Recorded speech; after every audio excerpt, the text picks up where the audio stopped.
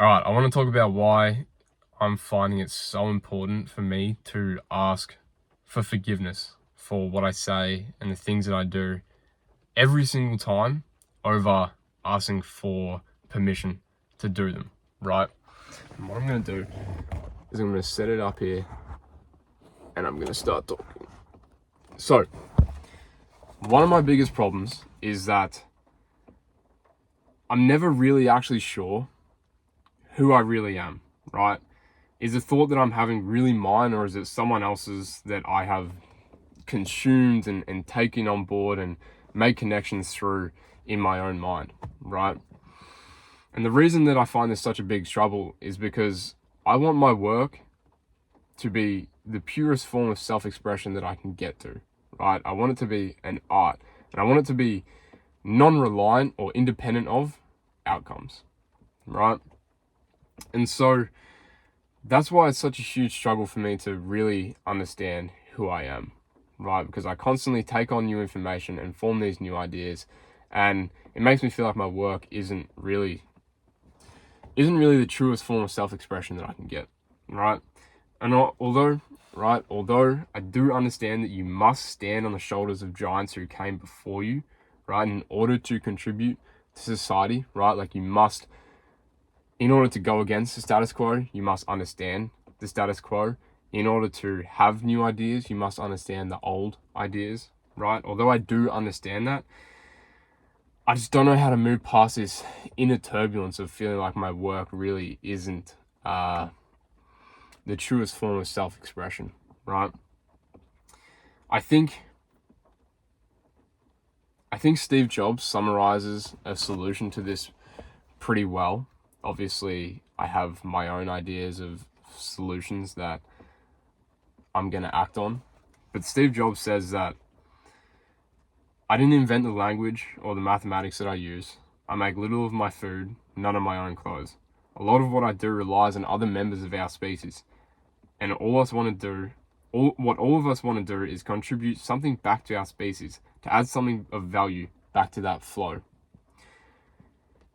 Although we can't write our artists' favorite songs, we can try to use our talents to express how we feel so that we will be continually driven to add back to that flow, right? And so I thought about this quote, right? And if the solution to my problem of this whole inner turbulence that I'm having is to just try my best, contribute to the flow of ideas that came before me, then why is it still so hard for me to share my creations with the public, right? Because like I said, I understand this. I understand that I must build upon old ideas to create new ideas. But why am I still feeling like that's not so much that that's not who I really am, but ask myself, is that who I really am? Right?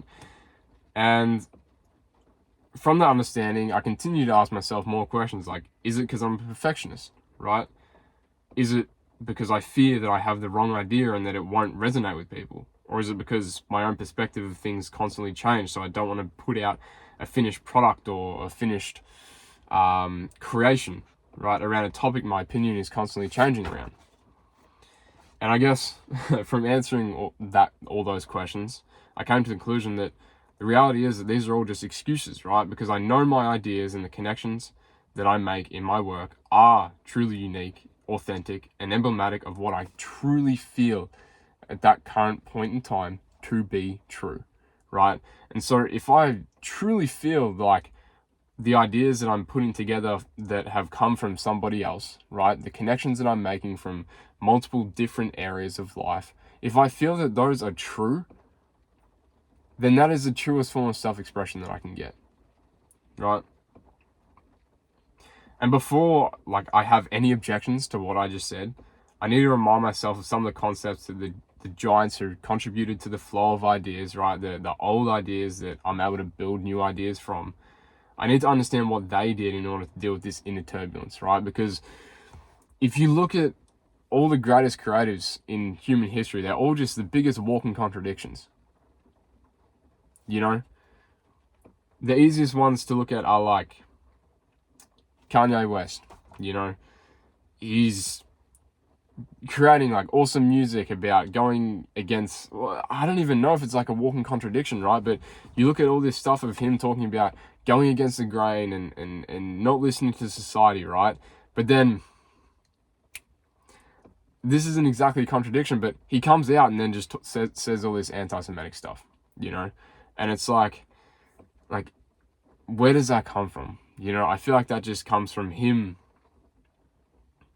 some type of inner turbulence inside of him, right? So the question really is like, how does he deal with that inner turbulence? Yeah. So let's just like continue on, right? Although all these people like Joaquin Phoenix, Kanye West, Steve Jobs had this inner turbulence and they were probably perfectionists, right? Like I am.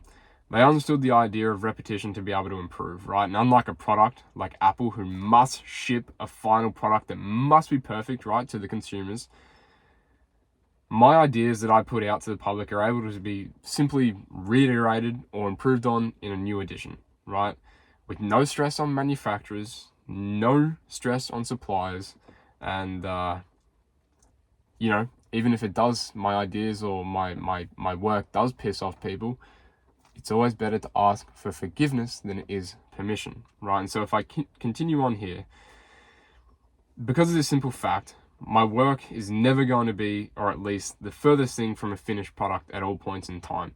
And I do continue on here in my writing to say that, furthermore, if I am concerned about my perception to the public and how they view me due to my work, I must take a leaf from Kanye West or Joaquin Phoenix's book, where all there ever is the present moment, right? Which allows you to live free of future fear or the past dogma and pursue whatever you feel like expressing at that current moment, right?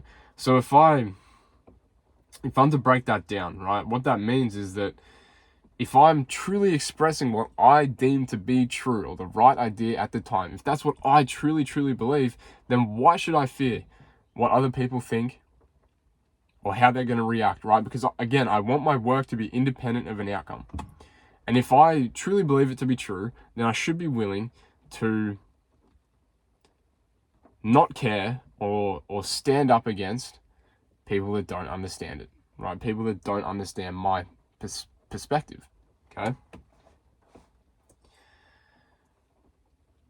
So, I'm going to continue on here. If your work that you so passionately believe in offends or make anyone view you in a positive or negative light, it's always easier to ask for forgiveness than permission. Don't try to connect the dots of your work or your actions looking forward. Just trust that everything will be okay and expect no specific outcome from anything. You need to create in confidence to add to the flow of ideas that came before you in a way which is meaningful to you.